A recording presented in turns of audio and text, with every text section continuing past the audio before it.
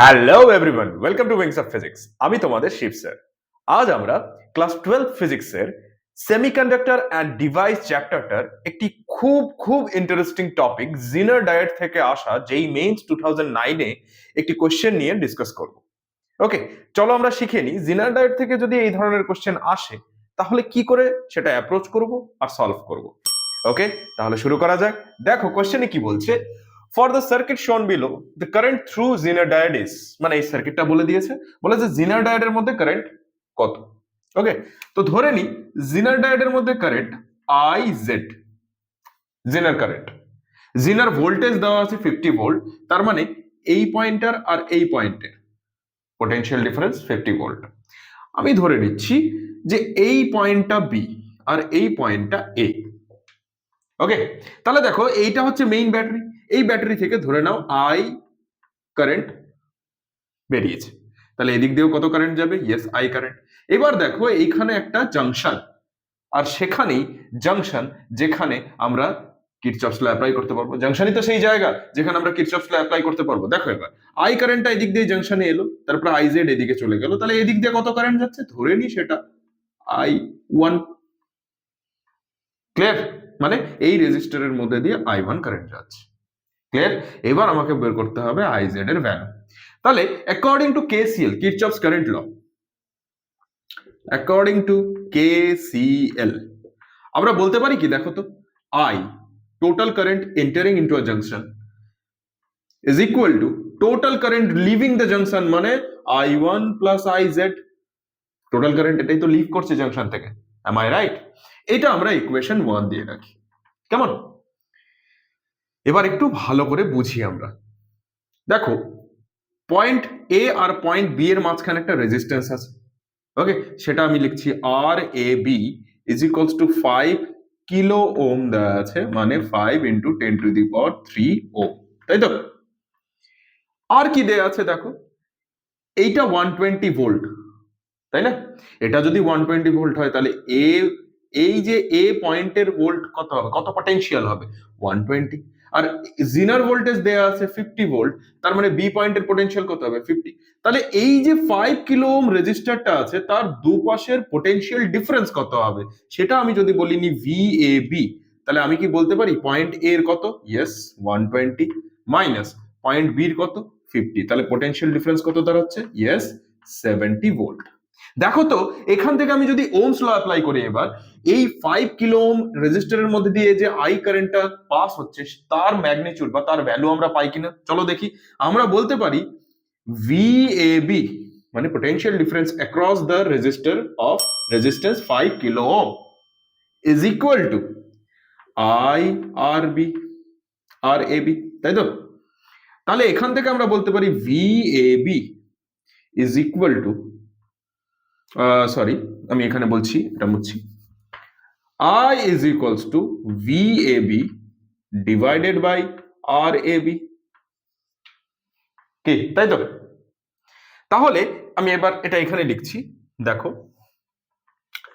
I is equals to VAB এর value কত? VAB এর ভ্যালু অলরেডি আমরা বের করেছি 70 ভোল্ট, তাহলে 70 ডিভাইডেড বাই RAB এর ভ্যালু কত সেটাও দেয়া আছে অলরেডি, 5 ইন্টু 10⁻³ তাহলে আমি যেটা পাচ্ছি I is equals to 5 14s are 70, তার মানে 14 ইন্টু 10⁻³ অর্থাৎ I is equals to 14 milli ampere. Am I right?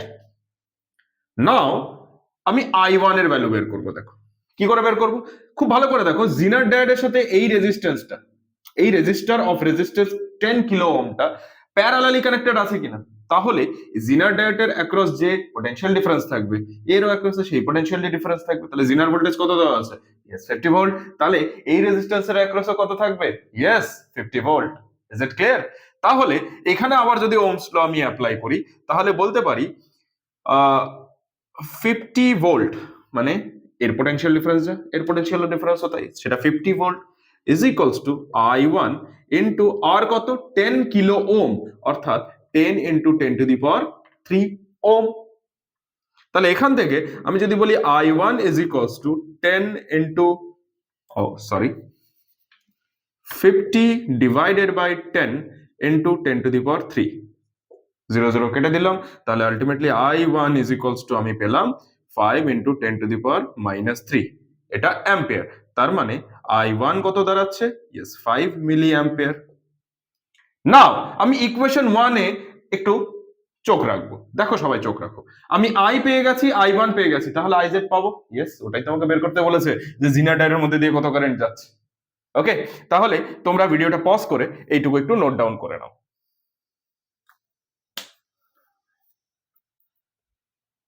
ওকে, আশা করছি ভিডিওটা পজ করে তোমরা নোট ডাউন করে নিয়েছো।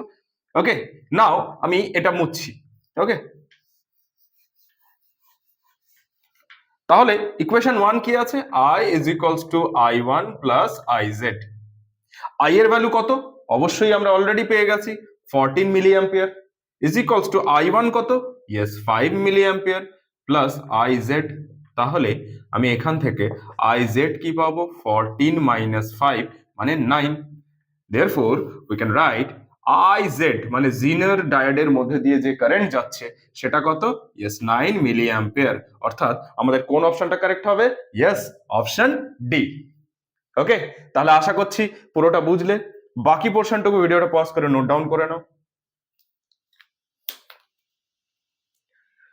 ওকে, তাহলে আশা করছি তোমরা ভিডিওটা পজ করে নোট ডাউন করে নিয়েছো আর পুরো স্টেপটা বুঝতে পেরেছো যে জিনার ডায়োডের এই ধরনের প্রবলেমগুলো আসলে কি করে সলভ করতে হয়।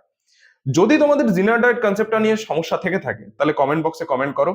ওকে, তাহলে আমি তোমাদের জন্য জিনার ডায়েটের পুরো কনসেপ্টের উপর একটা ভিডিও নিয়ে আসবো তোমাদের জন্য। আর হ্যাঁ, লাইক করতে ভুলো না কিন্তু। আর যদি তোমাদের কাছে ভিডিওটা হেল্পফুল মনে হয় তাহলে প্লিজ সাবস্ক্রাইব করে রেখো, কারণ এই ধরনের আরো নতুন নতুন ভিডিও আমরা তোমাদের জন্য নিয়ে আসবো। আর হ্যাঁ, বেল আইকনটা ক্লিক করতে ভুলে যেও না, কারণ যখন নতুন আইটেমগুলো নিয়ে আসবো, নতুন ভিডিওগুলো তোমাদের জন্য আসবে, সেগুলো তো নোটিফিকেশন যাবে, তাই না? ইজিলি যাতে তোমরা আমাদের ভিডিও পর্যন্ত পৌঁছতে পারো, তাই বেল আইকনটা ক্লিক করে রেখো।